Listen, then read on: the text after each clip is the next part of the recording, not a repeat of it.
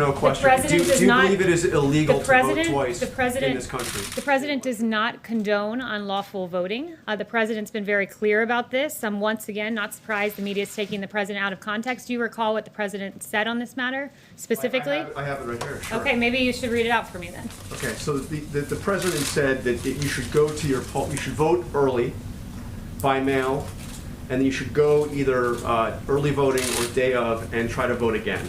So he is asking people to vote by mail and then to go down to the polling place on election day and to vote again if their vote has, if they can't confirm their vote has been counted.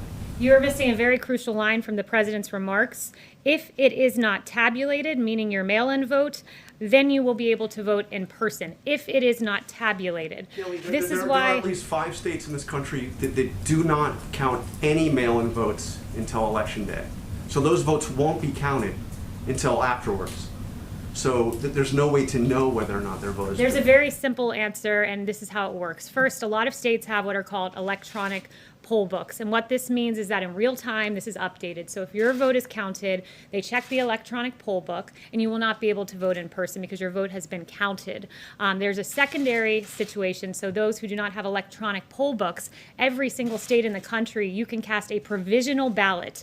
And that is a ballot that is there, and if your vote that you have not mailed in is not counted, they will then count the provisional ballot. And that is exactly what the president's referring to. But what Democrats are doing is saying this: we want an entire new system for voting, one subject to fraud. Don't take it from me, take it from Jimmy Carter, who said in 2005, as part of a bipartisan commission, absentee ballots remain the largest source of potential voter fraud.